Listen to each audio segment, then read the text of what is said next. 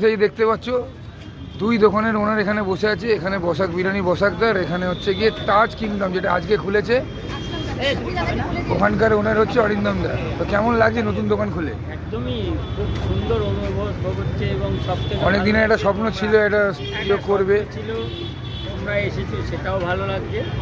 এবং মূলত তো আমার ক্যাটারিংয়ের ব্যবসা আমার ইচ্ছা ছিল এবং আমার আগরতলাতেও আমার দোকান, আগরতলা ত্রিপুরা আগরতলা, তাই তো? হোটেল রয়েছে।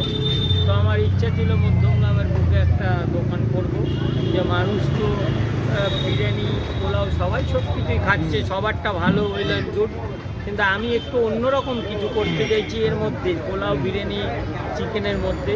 সেই কারণে লেমন চিকেনটা আমি স্পেশালি রেখেছি। আচ্ছা, আগামীতে আরও কয়েকটা আইটেম আমার ইচ্ছা আছে, আমি তোমাদের ডেকে সেটাও প্রকাশ করব, যে আরও কিছু নতুন নতুন আইটেম, যে আইটেমগুলো এখানে হয় না মধ্যমগ্রামে, সেই আইটেমটা। ওকে, থ্যাংক ইউ দাদা টাইম দেওয়ার জন্য। এই কেমন লাগছে বলো? তুমি তো বিরিয়ানি খেয়েও, বিরিয়ানি হান্ডি চিকেন, আর এটা হচ্ছে একদম ডিফারেন্ট খাবার।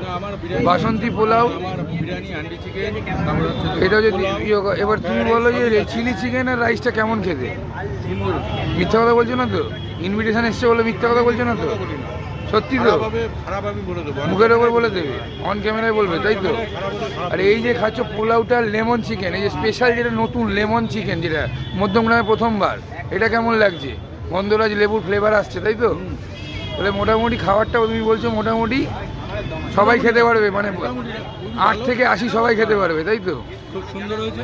তাহলে এই মধ্যমগ্রাম কোথায় আসতে হবে? মধ্যমগ্রাম বাদামতলা বিশাল, এসে দাদাকে দেখতে পাবে। এই হচ্ছে বিশাল মেগামার্ট, তার পাশেই খুলে গেল এই একটা স্ট্যান্ড বাই ফুড কার্ট, যার নাম হচ্ছে তাজ ফুড কিংডম। তাহলে তুমি খাওয়া এনজয় করো, টাটা।